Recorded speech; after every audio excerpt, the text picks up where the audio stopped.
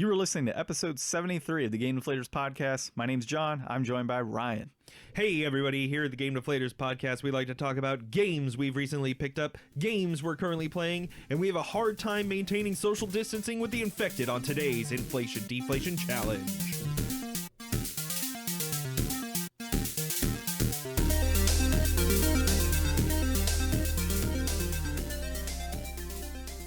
That's right, folks. So this week we're playing Cold Fear on the PlayStation 2. It's also on the Xbox. I unfortunately don't have that one, which is a little more well-received. But regardless. We'll get into that later. Yeah, we'll get into that a little bit later. So, John, what'd you pick up this week? So it was a light week for pickups. I actually had a few close call pickups that I was about to grab, and then it just ended up being nothing. So I wanted to get high velocity racing for Hot Wheels the other day at a Goodwill. Stolen. Somebody literally took it out of the package. Left complete in box or everything, but literally took the disc. And then I saw a gun con on the PlayStation 1. And I was like, all right, cool. I'm going to pick this up. It's all good. Looked perfect. And then I noticed a little AV cable at the end was damaged. It was broken off. So almost had us a PlayStation 1 gun con for some of those Time Crisis games. But I did come out with a racing wheel on the PlayStation 3. It is I think it's a Logitech racing wheel, if I'm correct. And is it? No, it's a Turbo Master, I think is what it's called. That's or what Turbo, it says on Turbo it, yeah. Thruster, I think. And so I picked that up. It was like $15 for the racing wheel. They normally go for like $60 to $80. And Thrustmaster, that's what it says. Thrustmaster, yeah. So I was wrong on both of those accounts. Regardless, it is a pretty cool little nifty racing wheel. When I was looking around, I found the racing wheel and said, okay, I know these can go for a bit, but where are the pedals? So I was digging around on a whole bunch of wires and everything else at the shop I was at, found the pedals, looked it all up, made sure everything appeared like other pictures on listings online, and it did. So $15, not a bad pickup. Hopefully it works. Hopefully. In terms of hopefully something working, we were talking about my 360 last week that I picked up and determining if that was obviously going to be working or not. At first, I was scared. No, I was petrified. So I booted up the 360 and the disc tray wouldn't open.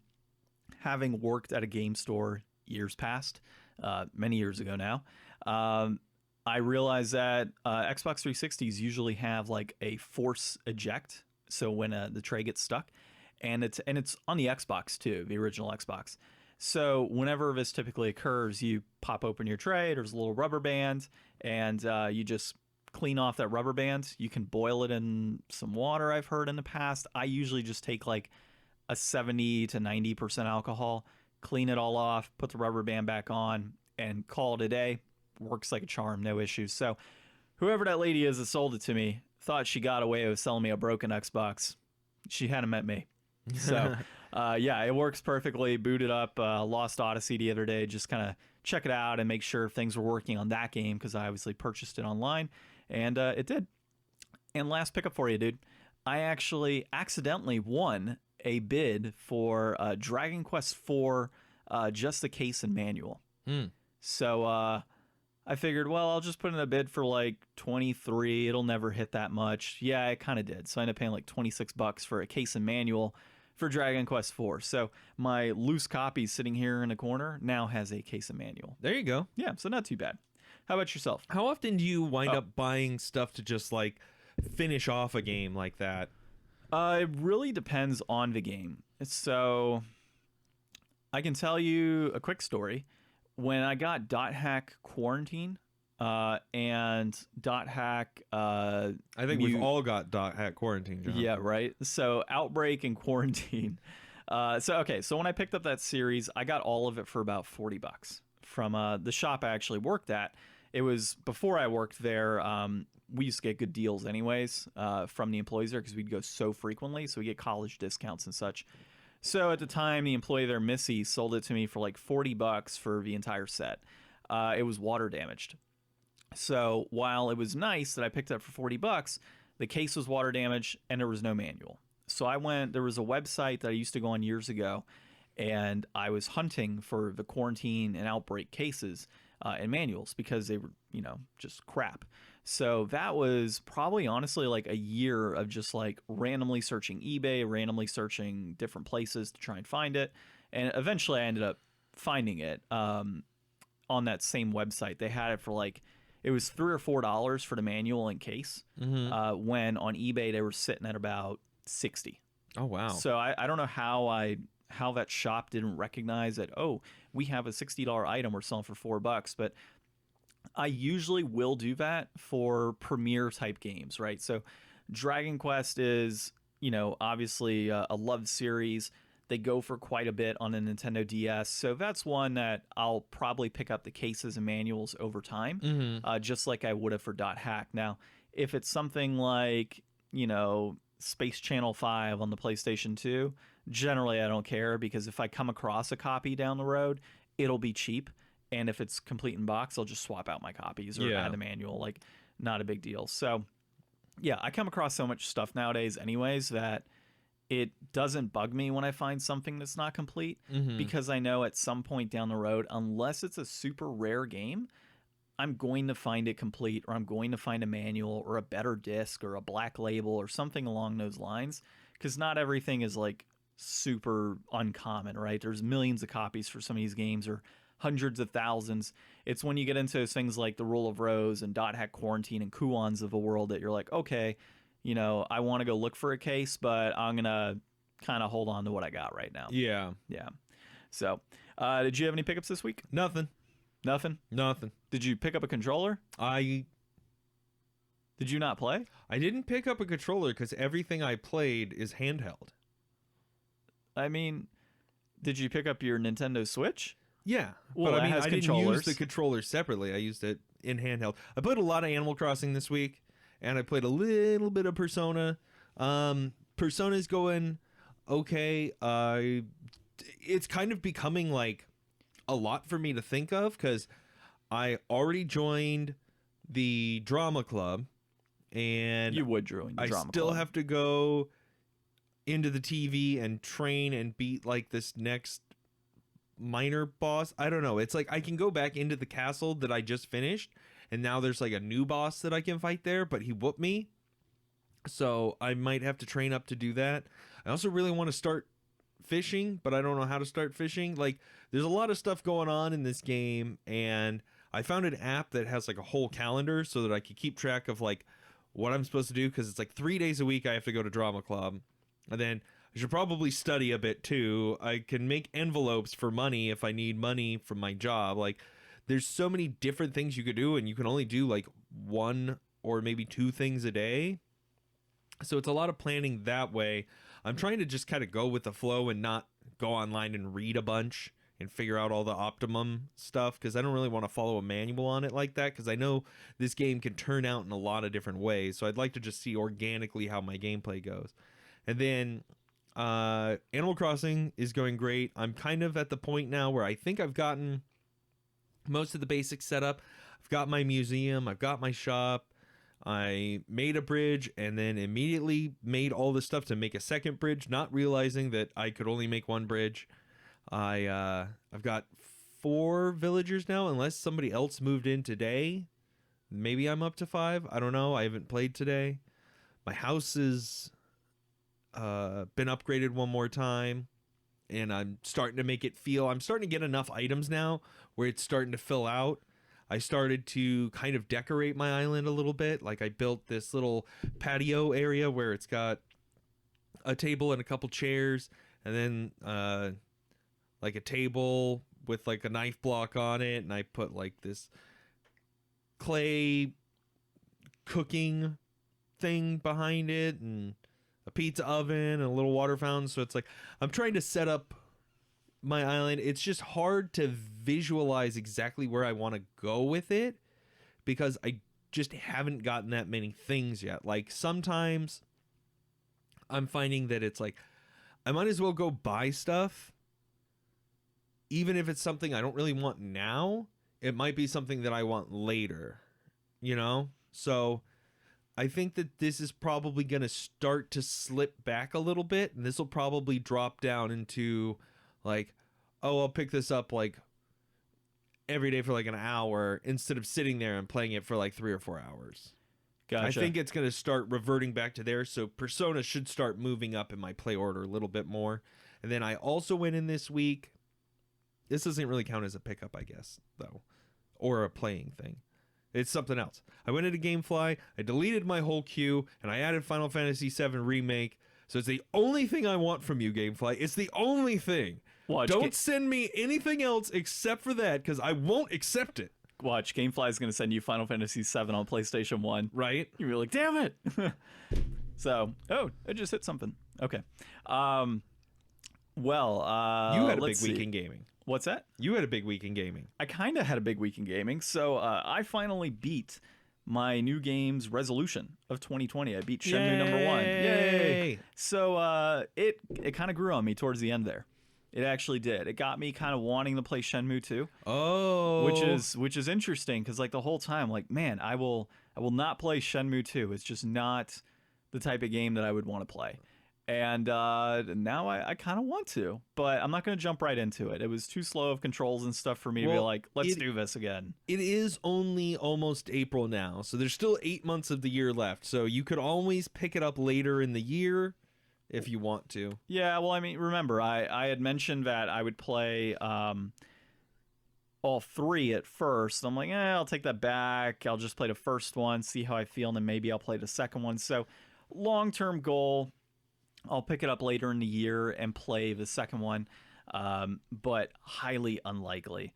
Well, and it can always become, I mean, not really a new game's resolution for you in the future, but I mean, the reason we do the new game's resolution is for games that, you know, have been sitting on your shelf, that game that you've always wanted to play but not really gotten around to. You know, this will just become another one of those games that joins that pile for you. Yeah, I would say so. And so talking about games that have been kind of sitting on the pile and that I haven't gotten to, Arc Vlad 3 is a game. You made your choice. I made my choice. So did you even play the other 2? Yeah. Okay. Yeah, I beat the other. Yeah, I beat the other 2 years ago. You had 3 games that you were considering playing after Shenmue, and I was like, you should play 30 minutes of each. See which one you want to do. No. I just jumped right in Arc Vlad 3. Yeah. So yeah, I was considering it, but it was just one of those things. I was sitting in a room here, meditating in front of thousands of games, and I just kind of thought about, I'm like, you know, it'd be nice to close out that PS1 series finally. And I enjoyed the first 2, and I enjoyed the anime, and I just recently found out there's a manga too. So I really did like that series years ago when I first played it. Arc Vlad 1 was super short, but it was a nice kind of introduction into the world of Arc Vlad and the Guardians and such. And then Arc Vlad 2 was phenomenal. I mean, I highly recommend that game for anybody that has not played the series.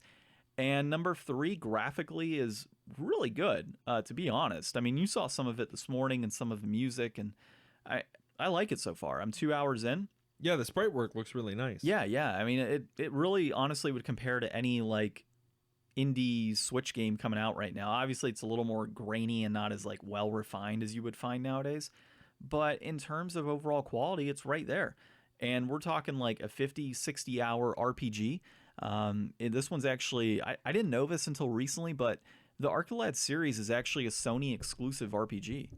Oh, is it now? Yeah, so it's actually an RPG exclusive to the Sony console, and I'm shocked that we haven't really seen anything outside of like a mobile game that's come out recently. And that's it. And we had... It was just one of those series that kind of fell by the wayside. Yeah, I guess so, man. Like, it just wasn't super popular in the West, and I guess it's kind of died down in popularity over in Japan, so there really hasn't been anything else that's come out. But I really like it so far. The whole hunter mechanic, from like the previous series, you go to like the Hunter's Guild, and you pick up missions and such, kind of similar to a Final Fantasy Tactics Advance. And yeah, you kind of have your overall story. You got your world map. You've got your tasks and stuff that you're supposed to do, all the meanwhile combining it with a story. And it's really fluid. It's kind of picking up really quick. How far in are you? 2 hours. 2 hours? Yeah, so I just finished my first mission, which was a trial mission to be able to join the Hunter's Guild. Actually, let me just start from the beginning. So you're obviously in your hometown that you start out in, and bandits take over. And so you go to the city, you sneak out to try and enlist help from the Hunters Guild. They send a guy out, and then you're like, oh, I really want to become a hunter. I was saved by a hunter years ago. I just got saved by a hunter now. Now I want to be the person saving people. So you go out with your buddy Lutz, you head out to the city, you join in, or you get to the Hunters Guild, and they say, hey, we're going to put you through a trial. If you pass this, then yeah, we'll let you in the guild. So just completed that part. And I just picked up my first 3 missions, the first one being going off to help another hunter by delivering some supplies. So far, so good. I've really enjoyed it. Early adventure fetch questing. Yeah, so far. But I'm liking it. And it really does remind me of when I played the first 2 Arc the Lads. And as I said, highly recommended series. I would definitely play them if you haven't. And it's totally worth it. I can't really speak to the PS2 versions. I saw my brother play those years ago. And I don't think he ever beat Arc the Lad 1 and 2. I know he beat 3. And I think he beat the Twilight one. I forget the name of it. But he beat 1 or 2 of the PS2 ones. And those are actually not as really well received. They kind of went away from a lot of what the series was big on, which was a lot of the square tactical components. And they kind of did away with that in the PS2 games. And like I said, I can't speak too much to them, but I just hear they're not as good. So we'll see if I get to those down the road. Eventually. At some point, yeah, but I'm really stoked about starting this game. And, after you leave, I'll probably pop in another hour or 2 on it. There you go. So, yeah. Yeah. All right. So this week, jump into news. Breaking news. Everybody's still on lockdown. Everybody's still talking about COVID-19 nonstop, and Xbox is talking about it. So this week, we've got Xbox releases statement on COVID-19's impact on exclusive game development. This is by Eddie McCutch at GameSpot. I hope I pronounced that right. Thanks for the article. This article goes over, and I'll just read you the quote. This is from Matt Booty at Xbox. Laugh now. We know that gaming connects people during times of social distancing, and we are committed to delivering the highest quality Xbox Game Studios games for our global community of players. At the same time, the health and safety of our XGS development team is our top priority. Each studio is facing unique challenges and constraints depending on its particular location, and many of our external development partners around the world are similarly affected. We are supporting our studio leaders to make the right decisions for their teams and individual games during this challenging time. So I'm glad that people are coming out and they're, being supportive and making the right choices now. Like, it's important that, social distancing is maintained and, not putting people at risk. I appreciate all of that, and I'm glad for their efforts. But what I think this is going to wind up being is extra crunch from home, which is a little bit better, but extra crunch. Like, I have a feeling all of these possible delays in games and stuff is just going to be people feverishly working from home at all hours because they'll already be there. So it's like, oh, well, you don't have to drive to and from work anymore. That's an extra hour you could put in a day. I could totally see this leading to a lot of bad stuff, especially because crunch is bad for, your mental health, your physical health, your relationships and stuff like that. Like, it's one thing for your significant other to be at work, working all the time, especially like if they're in a crunch period, but for them to be at home and working probably even more hours because it's harder to communicate, a lot of processes probably slow down no matter how acclimated you are to working from home. It's just going to end up being more time. And now you're kind of being ignored at home while you're there. Like, I can see this being a bad thing. And we've been talking about the industry and crunch for a while now, and it isn't really getting much better. And I'm hoping this doesn't kind of overload onto that and become that. But that's kind of what I think. There's no way that they're not going to be able to delay stuff with this all happening. Well, see, I mean, we even deal with that in my industry of marketing. And so it's, right now we're kind of seeing that. It's hard to kind of communicate with your boss or your coworkers. I'm used to being in an office setting, right, where I could just walk in and say, hey, you just sent me this email. It's a lot easier to show people renders and art and things like that, visual things in a game. It's a lot easier to stand there and show somebody than to, all right, is the feed going through? Can you see where I'm pointing? Is this working? Yeah, exactly. So the communication just is going to be hampered. And, as I said, like it's one thing for me to go to my boss's office, slap a piece of paper down and say, hey, here's the artwork I'm looking at for this campaign we're running and this upcoming email. Do you mind taking a quick look? Okay, yeah, no problem.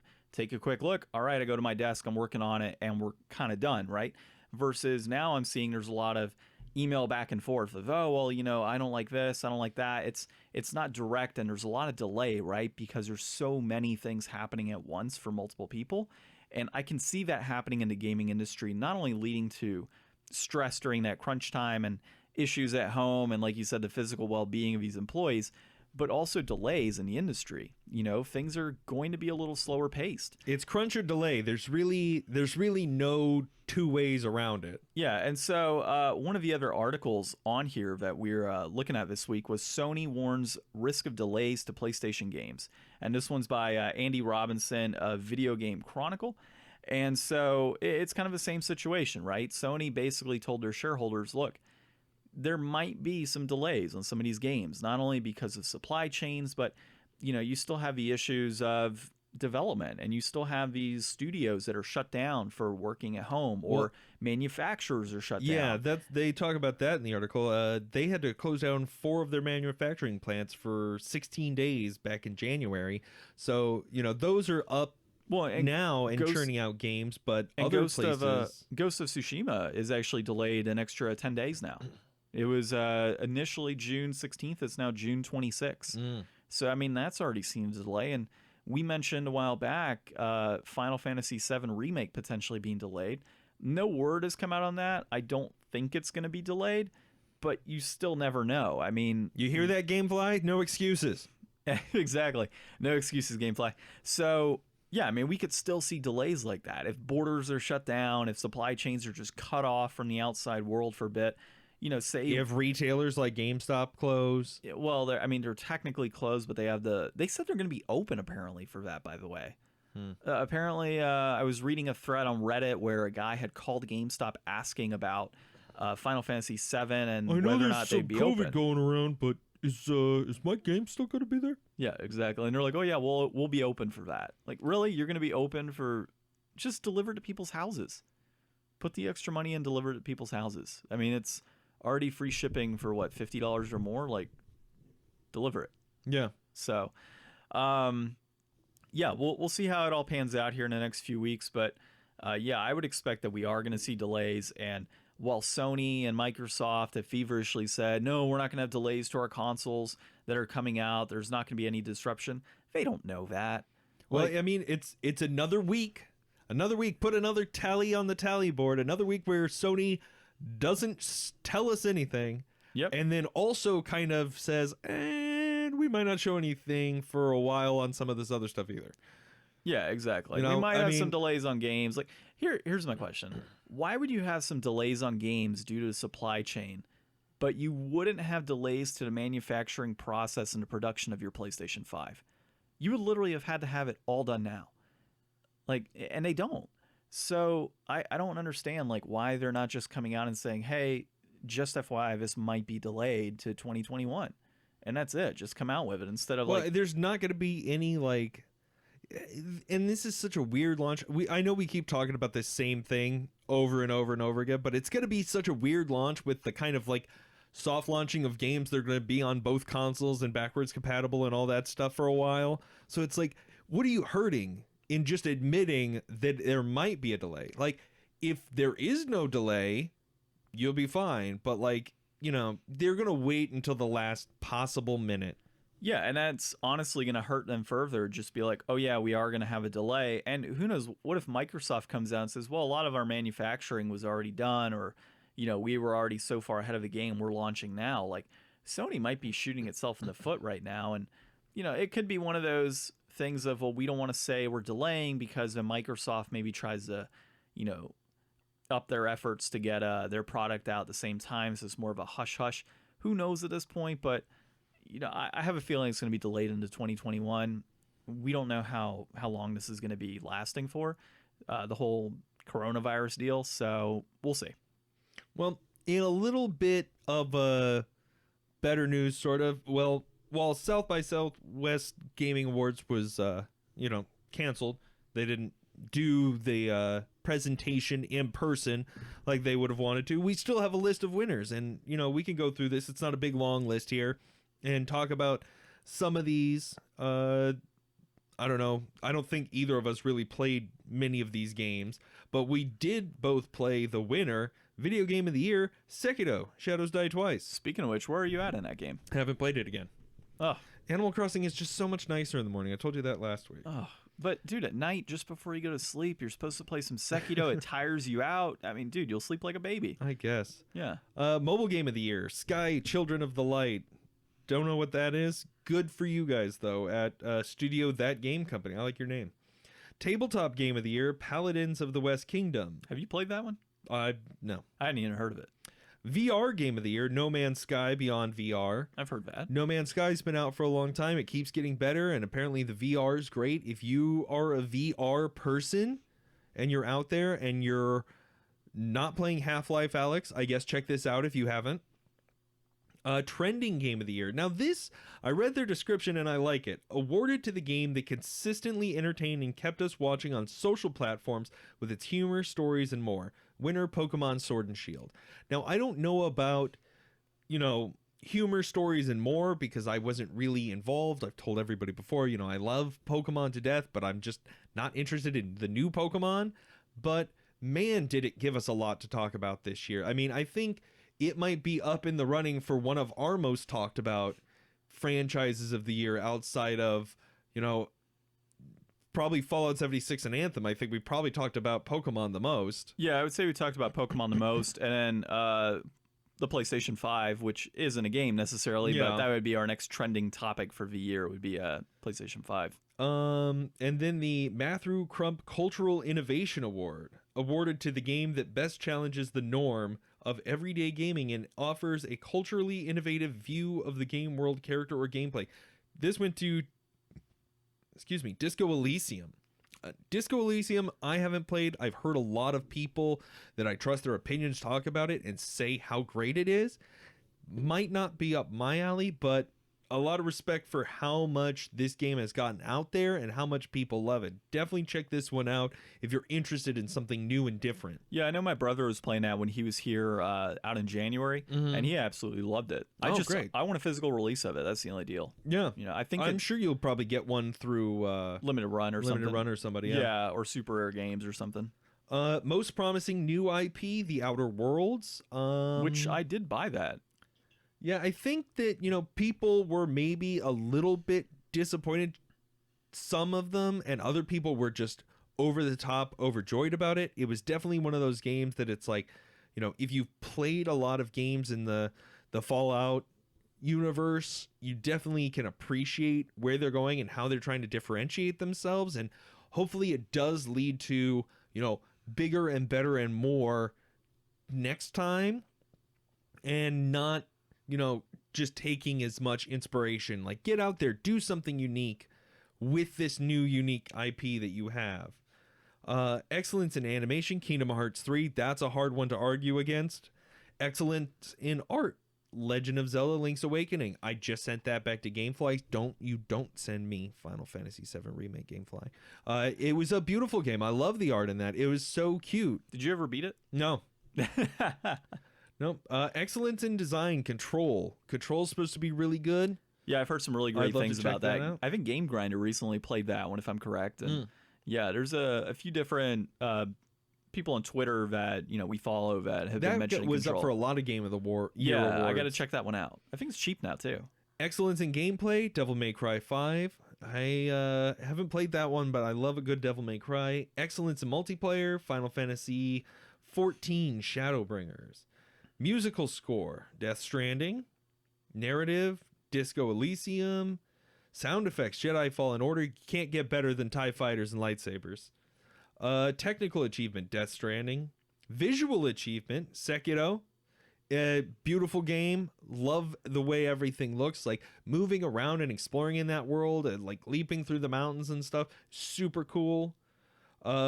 Game industry champion of change, Steven Spohn. He works with I think it's the Able Gamers charity. Game industry journalist of the year, Cecilia De Anastasio. I don't know that we've ever covered any of her articles, but maybe we should see what we can do to fix that in the future. Yeah. So those are just their awards for this year. I think it's a great, diverse list. I think that, all of these are great candidates and are all very deserved of what they're nominated for. I think it's a great list. I do think it's weird that it's like super late in the year that they're doing this. When most people are doing it end of 2019, beginning of 2020. So that's kind of odd, but I think they usually do it to coincide with the South by Southwest convention. I think they have. Oh, really? I think so. I mean, that would make sense. Now, I'm gonna say right now in John's way too early poll of Game of the Year 2020, which obviously they'll be doing 2021 for their Game of the Year. None of the Game of the Years this year are even out yet. I know, exactly. So I'm thinking, provided that the gameplay is good, and there's nothing, and it gets good reviews initially, Ghost of Tsushima will likely get something a visual, and I could see it getting a Game of the Year next year as well. Oh, Final Fantasy is a sweep. Nope. Sweep. No way, man. No way. Final Fantasy VII will be up there, but I think Ghost of Tsushima is going to take it. We'll see. Well, let's take a look at another list. Now, this list is a list of games that aren't so great. This is by Kyle Glatz at Ghetto Gamer. This is terrible PS1 games in otherwise great series. We got to follow this guy on Twitter. I got to see if he has a Ghetto Gamer hashtag. So he set up a list here. It's a short list. We'll go through all the games on here. And these are games that he says are terrible entries in an otherwise good series. Twisted Metal 3, I used to love the Twisted Metal games. I played the first 3 or 4 at least. I never played Black. Whichever one that one was the last one I didn't play. Black was on PS2, wasn't it? I think it was on PS3 because wasn't the guy from Twisted Metal... Sweet Tooth was in PlayStation All-Stars Battle Royale. Well, yeah, they released a Twisted Metal. I think Black was released on the PS2, and then they had another Twisted Metal release on the PS3. If you keep talking on this list, I'll find it and I'll let you know. Okay. So I agree with everything he writes in here without actually having played it enough recently to compare and contrast. But, sometimes it's just that when a series comes out with another entry, maybe the controls aren't as tight. Maybe it switches over to a cast that you don't enjoy. Yep, it is on PS2. John is right. There's just something about some sequels that doesn't really hit the mark. Obviously, Mortal Kombat Mythology Sub-Zero definitely doesn't hit the mark. If anybody's ever played this, it's a really weird hybrid fighter platformer where you're Sub-Zero, and it's just not great. It's just not fun. It's just not Mortal Kombat. I remember the first time obvious choice. The first time I ever played that game was with my best friend in elementary school. Did you guys rent it from Blockbuster like I did? No, he owned it. He owned it. It was that's worse. Even worse. It was worse. Yeah. So is that worth anything now? Maybe like $15-$20. No, probably not. Then not worth the investment. No, not really. But I have it on N64 as well, and I have that's the one I play, and I have the Prima guide too for it. So no, dude. So it's a really quick short story. So he came over, and I think I told this in our episode of greatest moments in gaming. So comes out, slaps out this giant disc case. It's got all of the sleeves of the games and such, and we're going through. I'm like, Mortal Kombat? I haven't played this one yet. We pop it in. We probably went 20 minutes, and we're like, nope. Put it right back in the case. Yep. Yeah. That's I think what most people did. Yeah. Next up, Spec Ops Ranger Elite. I've never played any of the Spec Ops games, but basically this just seems like a game that they made a sequel and they just never really updated it enough to be sequel worthy. Monster Rancher Battle Card Episode 2, a poorly designed card game for a poor imitation of Pokemon, and neither of them really ever stood a chance. and Dragon Ball Z Ultimate Battle 22, a slow fighter on the PS1 that doesn't even include Yamcha. You gotta have Yamcha. And I mean, that's his list of disappointing sequels on the PS1. I mean, I'm sure that there's a lot more out there. I haven't even played all of these games. I was like, come on, John, we both grew up playing PlayStation. We could come up with some games, but I really couldn't think of anything. So me and John kind of went off on our own, and we'll post this out on social media to hear what you guys have to say. Find us on the Game Deflators everywhere except for Twitter at Game Deflators. Leave it in a comment somewhere if you want, along with 5 stars. That would be nice. But let us know somewhere some disappointing sequels that you can think of. Doesn't have to just be PS1. Me and John definitely made our list of more than just PS1 disappointments, because everybody deserves a chance to be disappointed. Yeah, and of course, listen to us on our podcast applications out there. Podcast Addict is one of them. Spotify, iTunes, Google Play. I think Apple Podcasts is a new iTunes list. And iHeartRadio and anything else that has a podcast application. You should be able to find us. If you don't find us, let us know that we're not on there, and we'll be on there. So yeah, let's. You want to start talking about our new list? Okay, so or not new list, but our list of worst sequels of all time. My list. I'm actually going to go in a different order than what I wrote these down on here. I think my biggest disappointing sequel that I could come up with from looking at a list of other disappointing sequels, I cheated for this last one, is going to be Perfect Dark Zero. I was so disappointed in that game. I never even played Perfect Dark. I didn't even know what Perfect Dark was. But gosh darn it, if it wasn't my Xbox 360 launch title that I had for 2 months before I got the console, and I looked all through that game manual, and I had that game, and I was so excited to play it, and then I got my 360, and I was like, what? This is not great. This is not what I want. And I was very disappointed in that, not even having played, like, it should have had, like, all the room in the world to impress me, seeing as how I never played the original. Next gen game, Perfect Dark. I mean, it had all the writing was on the wall for a great game, and of course it wasn't. It let me down, and I didn't even have expectations. I think it was mostly the build-up and playing so much of the Call of Duty 2 demo kiosk at my local GameStop. Yeah, that probably would do it.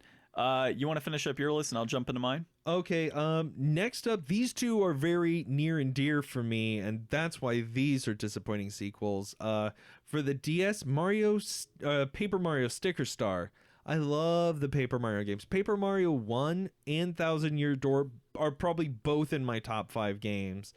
And I was so excited to have a new Paper Mario that was going to be going back to an RPG style, not like Super Paper Mario on the Wii, and have it portable. That sounds great. You know how many emulators I tried to get on phones over the years to play Paper Mario? And man, it was just so disappointing. Like, all of the differences, just I couldn't even give that game a fair shake. Like, I just couldn't get past it not being what I wanted it to be, because they changed everything about it, and they haven't really gone back to that tried and true formula from those first 2 games that everybody loved. Like, give up on being gimmicky and trying all this new stuff. I know people said Color Splash was a huge disappointment too, but Paper Mario Sticker Star just let me down hard. And then on top of that, we've got Resident Evil 6. Man, it was Leon's chance to return and shine. Leon Kennedy, Resident Evil 4, those are good, strong, powerful memories for me. And seeing Resident Evil 5 come out was fine. I had a great time playing that multiplayer with a friend, but it was a little bit lesser.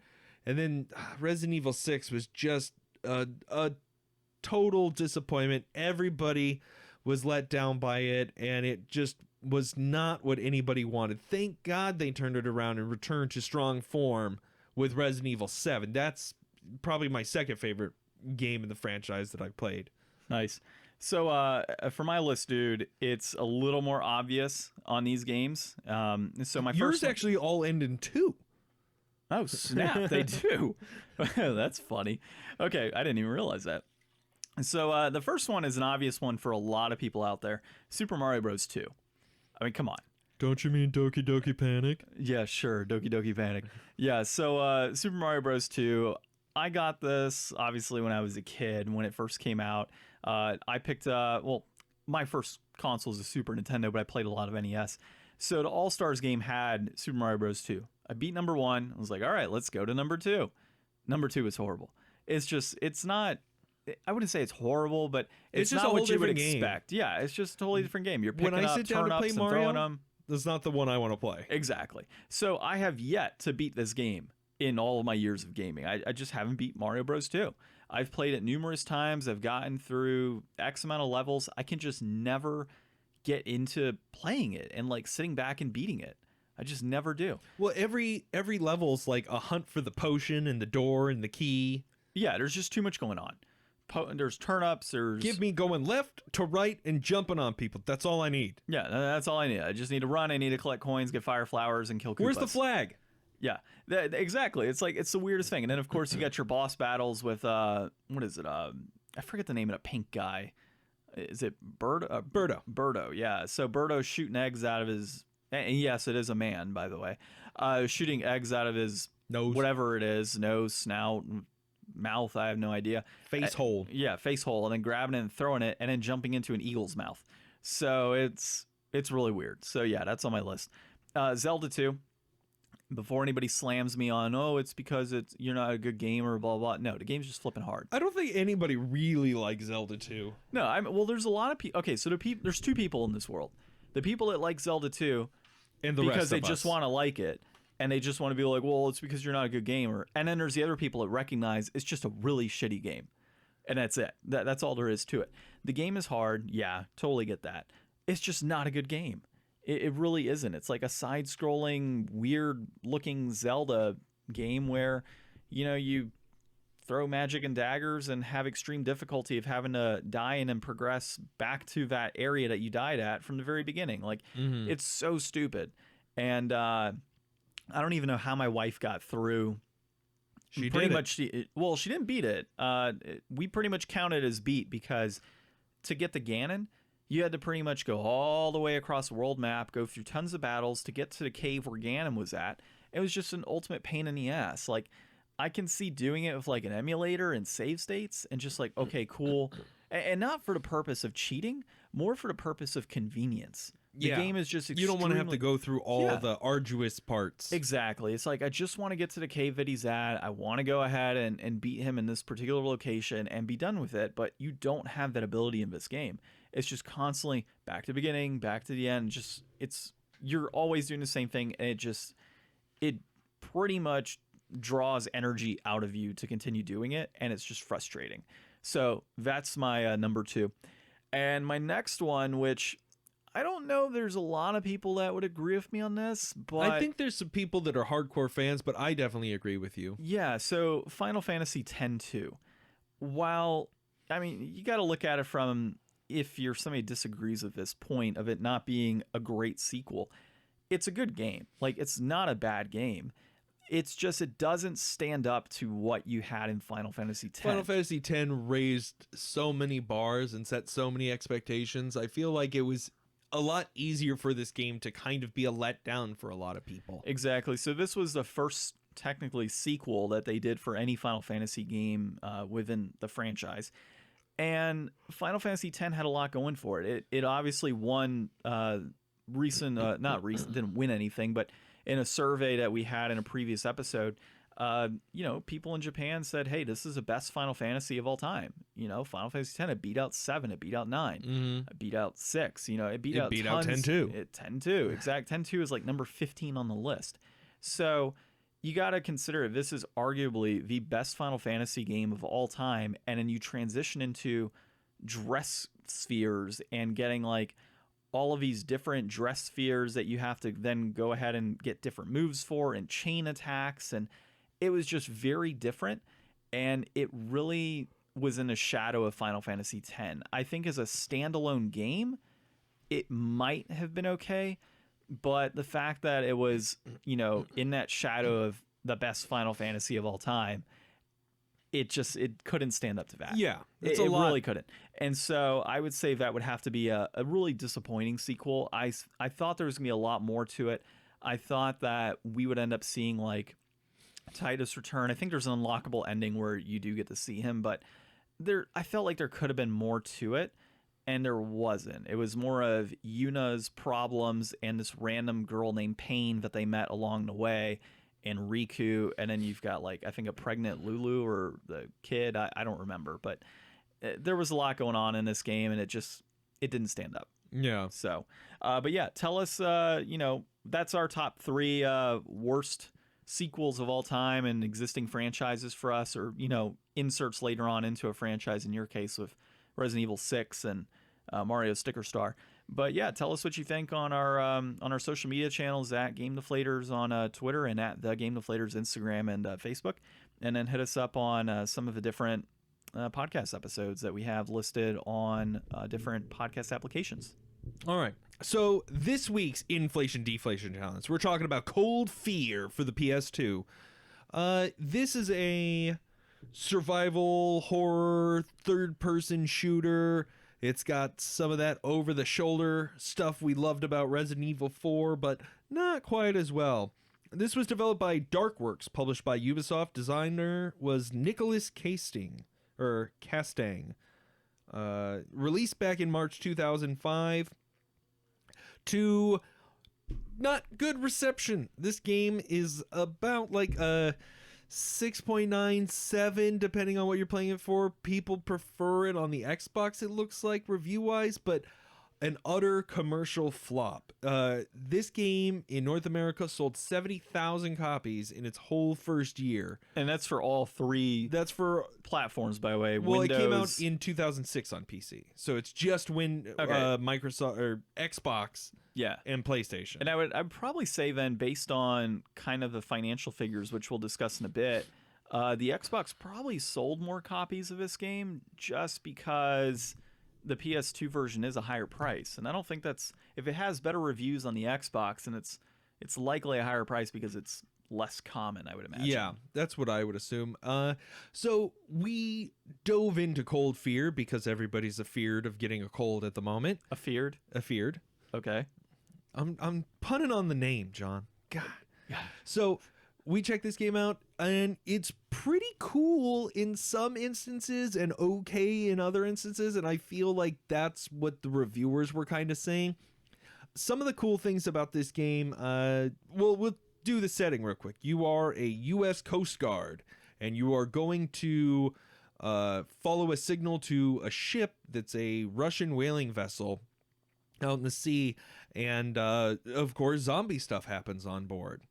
And the physics of the ship itself, they talk a lot about it. You could read it on the wiki. They had to develop their own system for managing the movement of the ship, and they have tons and tons, I think it's like 900 animations per character or something, of them like swaying and rocking realistically with the boat. They had to take all the scripted items that were moving on the ship and give them physics to go with that. They had to come up with counterbalances for the camera to keep it from swaying all over and clipping through things. It's a really cool, innovative game. I mean, honestly, the development of this was kind of forward thinking. Yeah, it really gives you that same kind of, I forget, there was a reviewer who mentioned this, that it gives you that kind of disorientating feeling along with the character. Like, there's a few really nice things in this game like that, that's like, you know, he's on the ship and he's swaying back and forth, and you're seeing all this, you know,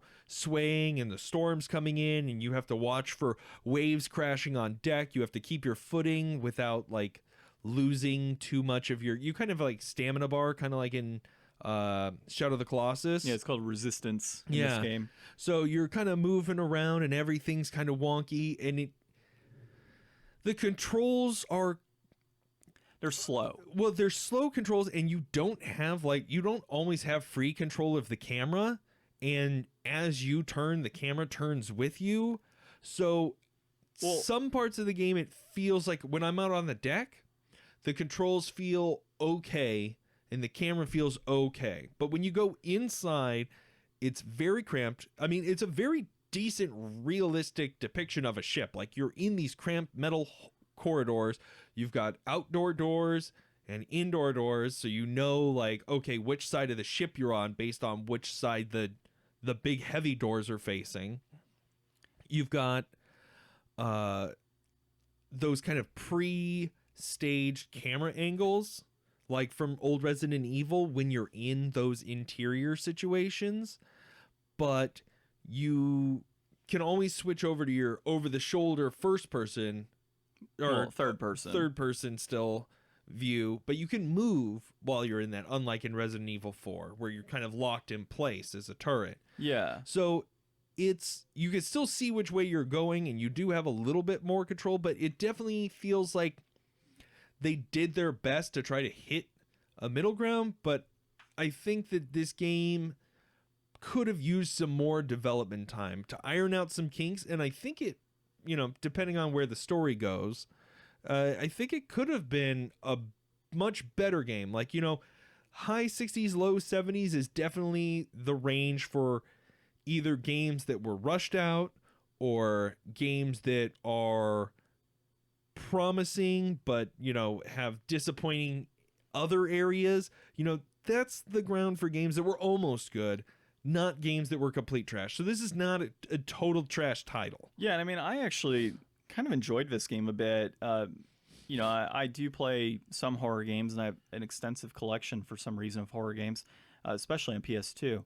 But this game in particular, I would echo exactly what you said. And for me, it was really the rocking was really interesting in the physics of this game. So when you have these zombies coming at you, right, during the game, which are very much running zombies with weapons in their hands, which is even crazier, and they will not die unless you hit them with a headshot, like most zombie games. So that's kind of frustrating. But when you're trying to shoot with the rocking on the boat, you are actively swaying on your gun too, and it makes it so much more difficult. So when you had gone out to the bathroom after we got our first save point, which I'll mention a bit here, there was like 3 or 4 zombies that came out, and they're all like rushing towards me, and I'm trying to shoot, and I'm unloading clips, and it's just like I can't flip and get a headshot on them because the boat's rocking. And so it's really difficult. Like, it's not an easy game, and it would take a lot of getting used to. As far as the save functionality, this game is hardcore, man. So we both experienced it, obviously. It's pretty difficult to begin with, and it has an autosave functionality. But Difficult? What? I didn't think it was difficult. No, it was a difficult It's hard to find your way around.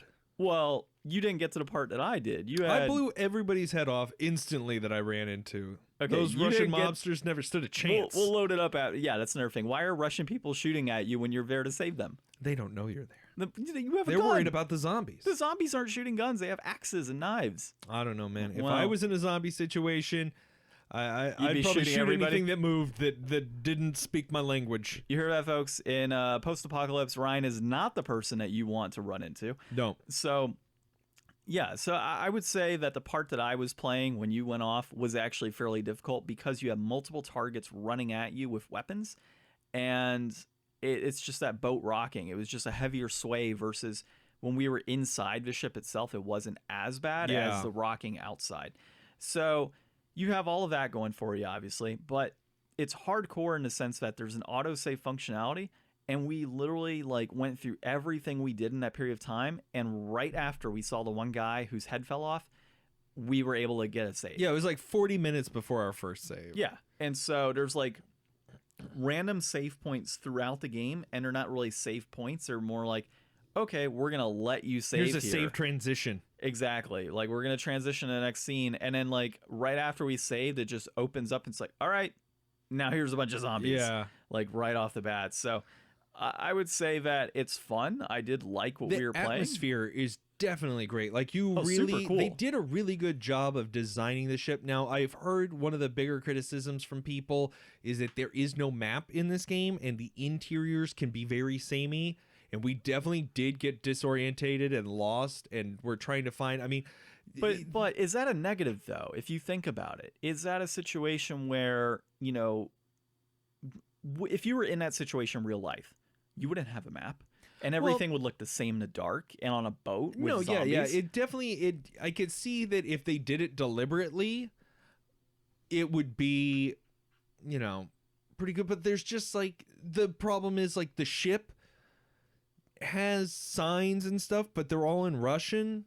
And a lot of them are kind of faded, like the paint markings pointing in different directions. So it's like, unless you want to remember what this Russian word looks like and which way it's pointing and use that as a marker for a navigation system, like in other games that don't have maps and you're like using real world like signage and stuff to navigate. Yeah. That's all great if it's in a language that you can understand or represented in a way that you can understand.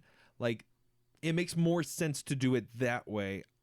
If they did it intentionally and they want you to remember like ciphers for different, words and stuff and be like, oh, this must mean medbay, or at least to me now it means medbay this direction. Like, that kind of works, but it can still be frustrating getting around. Especially, I don't know, like, it seems pretty open. Like, it really didn't feel like we were directed to go in one direction. We kind of explored around a lot and we ran into every locked door you could imagine. Yeah, that was kind of frustrating. There wasn't really like an indication of, oh, you have to go this way. Now, I did notice though, when we got to that top deck where he was like, oh, this isn't the right direction. And I was like, oh, okay. And then I tried to go through another door and it was locked. Well, he said that whenever any of the stairwells were blocked too. Well, yeah. I mean, he did, but this was a piece in particular where it was a door that we had already come from. Uh-huh. And when I tried to go back, he was like, no, this is the wrong direction. Okay. So we were heading in the right direction that whole time. So we started at the back of the ship and we were making our way up to the front, which is why we never got the whole thing of this is the wrong direction. And also why a lot of those doors were locked, because after we went through it, I think it was to prevent us from going back in the wrong direction. So, this game, 6 out of 10, 7 out of 10 overall. I would say it's probably in that 7 to 7.5 range in my mind.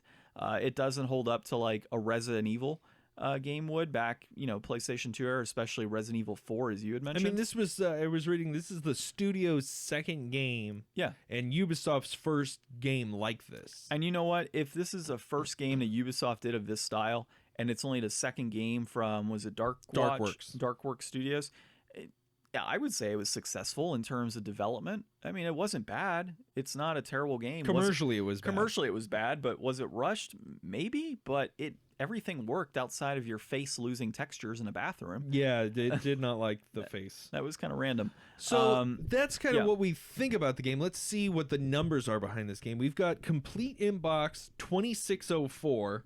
That peaked December 2018 at around 2744. That's currently trending up. We've got a loose copy for 1619. It's currently at its peak, and that's also trending up. These are the PS2 numbers, by the way, just so you know. And so it's at peak right now for the loose. Oh, and it's still climbing. It's rising back up towards peak for the complete in box. The most expensive version is that PS2 complete in box, and the cheapest version, Loose PAL Xbox, for $436. So if you absolutely have to have a copy, I guess that's your option. But well, if you're in a PAL region, obviously. Yeah. But yeah, Xbox for would probably be the cheaper option, like you said, for anybody wanting to play it. Which is what led you to think that most of those 70,000 copies that were sold that first year were probably Xbox versions. Yeah, exactly. I mean, I don't know for sure. One area I go to is VG charts with a Z at the end. Sometimes you can find data on some of those games. So like Rule of Rose, for example, I think it's like 10,000 copies worldwide or something, or North America. And then it's like 10,000 copies worldwide for like PAL region, if I'm correct. So yeah, I mean, VG charts would be a good one to check out. Maybe we can get a better figure on why this might be a little more expensive on the PS2 versus the Xbox. In terms of price point and where I stand, dude, I mean, honestly, with this game, if I found it at $15, complete in box, and went home and started playing it, I would say it would be worth the $15 that I pay for this game. 15? I would say 15. Yeah, 15 would be a fair price if I found this game and played it at home, and the 6.5 hours of gameplay I think it offers, that wouldn't be bad. At $15, complete box. Where would you stand on this? PS2 wise, obviously. Xbox, it's perfect right now. I just think that this is a game for anybody who's already played probably every other survival horror game out there, and they can't get enough of them. And I think you're gonna be disappointed in what's in this game. But I think that at a 6-hour playtime, and if it's a genre you're interested in, or you don't mind, a little bit of jank in your games, that this could be a good buy for some people. But I think that if you want to buy it, you should buy it now before it gets any more expensive. I think that it's not worth $26, but it's more worth $26 than it is $30, if that ever happens. True. Get it cheap while you can, if this is something that you're interested in. I'm gonna go, I don't know, I think, would you say $15? Yeah, I think $15 is reasonable. I mean, it is probably a rarer game because of how little it's sold, so that's definitely an inflation. But you do have the alternative of an Xbox version. So, I mean, if you own a 360, I haven't checked to see if this one's backwards compatible, but you can play this on an Xbox, potentially an Xbox 360. Yeah, that's what I'm going to say. I'm going to say that the PlayStation version is inflated, and I'm going to go back and look. The Xbox US version, $13.95 complete in box. I would buy the Xbox version. I think the Xbox version is priced right. I think the PS2 version is inflated. It's probably because they didn't sell too many. Yep. And so I think that $15 price point, you're around $13 around that area too. So yeah, this game's inflated. Definitely much higher than it probably should be. And we'll see over the next few years how it pans out. I mean, this could be one of those that, turns into the next like $40, $50 PS2 game is just floating out there. You're like, why is this $50? Get it now. Get it now. Act fast. While it's hot.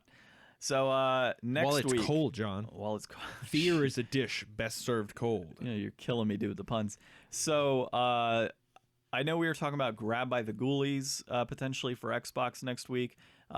We've also got, I think, Extermination, if we wanted to play that on the PS2. That's another survival horror type game. Let's do Xbox. You want to do Xbox? Yeah, let's do Xbox. Let's do Grab by the Ghoulies. All right, we'll boot it up into the new Xbox 360 that I got. We'll grab you guys next week on episode 74. But so this has been episode 73 of the Game Deflators Podcast. My name's John. I'm Ryan. And thanks for listening.